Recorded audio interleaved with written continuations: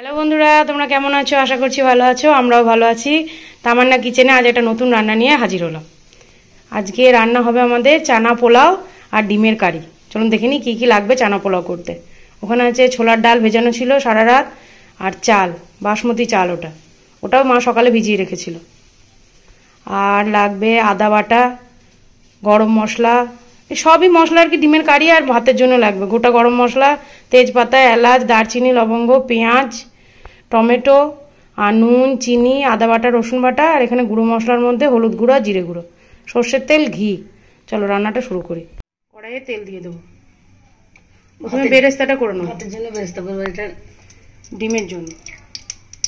গরম হয়ে গেছে, মা একটু ডিমের মধ্যে নুন আর হলুদ মাখিয়ে নিই। ডিমগুলো একটু লাল লাল করে ভেজে নিই।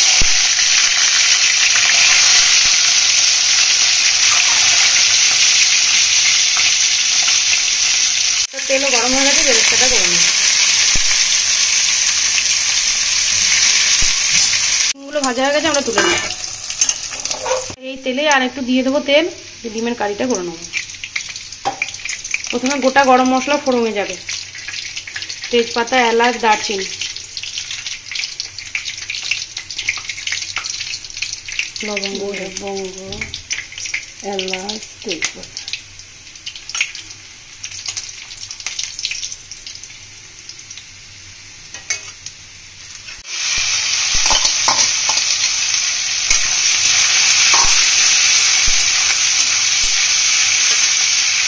পেঁয়াজ অল্প একটু নুন দিয়ে দেবো নরম হওয়ার জন্য।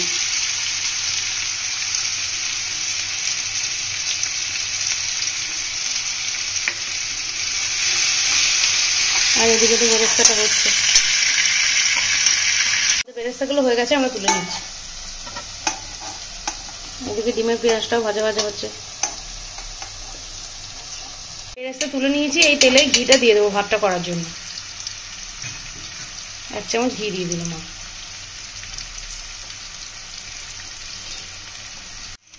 গোটা গরম মশলা ফোড়নে দিয়ে দিলাম, তেজপাতা, এলাচ, দারচিনি, লবঙ্গ।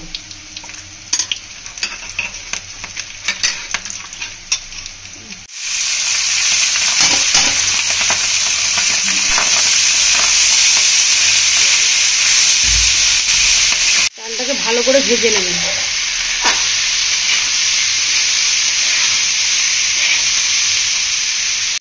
আমাদের পেঁয়াজটা নরম হয়ে গেছে, আদা বাটাটা দিয়ে দিলাম। রসুন বাটা বেশি দেবো, নুন একটু দিয়েছি। নুন একটু অল্প দেওয়া আছে, পরিমাণ মতো নুন, হলুদ গুঁড়ো, জিরে গুঁড়ো, হলুদ গুঁড়ো, জিরে গুঁড়ো,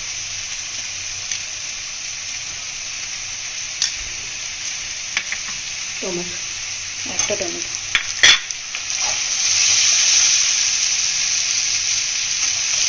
একটু কাশ্মীরি লঙ্কা গুঁড়ো দেবো।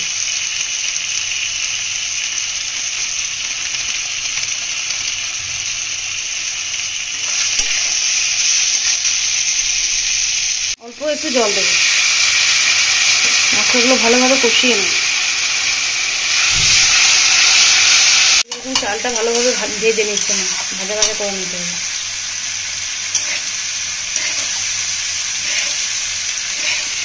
মশলাটা দিয়ে কষা হচ্ছে। চালটা নাড়তে নাড়তে দেখবেন পটপট করে আওয়াজ হবে, তখনই বুঝবেন চাল ভাজা হয়ে গেছে। ডালটাও দিয়ে দেবো, 250 গ্রাম ডাল আছে।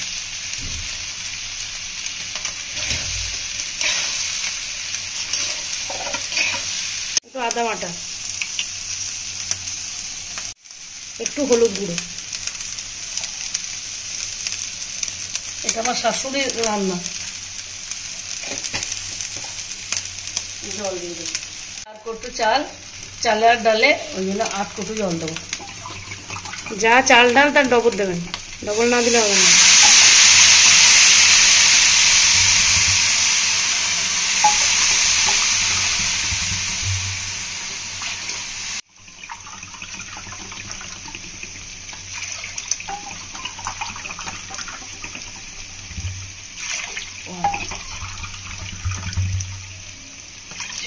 এখনো 2 কৌটো লাগবে।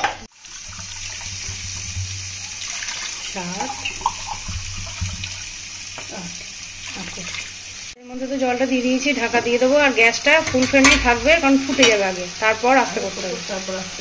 আর এদিকে আমাদের ডিমের মশলাটাও কষা হয়ে গেছে। মশলাটা ভালোভাবে কষিয়ে নিয়েছি, এবার জলটা দিয়ে দেবো।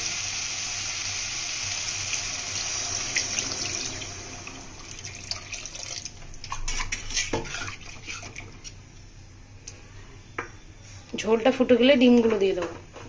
ঝোলটা ফুটে গিয়েছে, ডিমগুলো দিয়ে দেবো।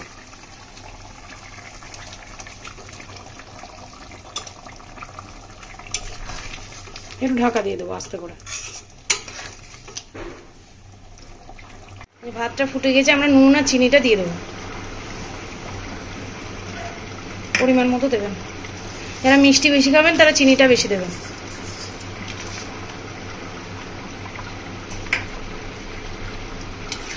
নাড়া দিয়ে আস্তে করে ঢাকা দিয়ে দেবো। ভাত বেশি নাড়বেন না, ভেঙে যাবে। আমাদের ডিমের কারিটা হয়ে গেছে, আমরা গ্যাসটা এবার অফ করে দেবো।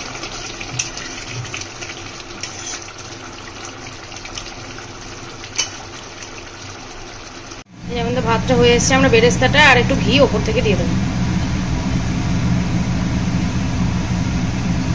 যদি কেউ কাজু কিশমিশ মনে করেন দেবো, তা তো দিতে পারে। চানা পোলাও তো বহুত পুরোনো আমলের পোলাও। ঘিটা দিয়ে দেবো।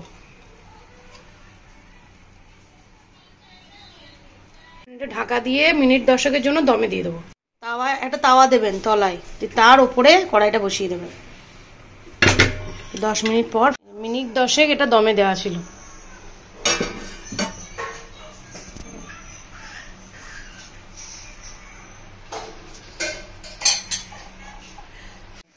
আমাদের রেডি হয়ে গেছে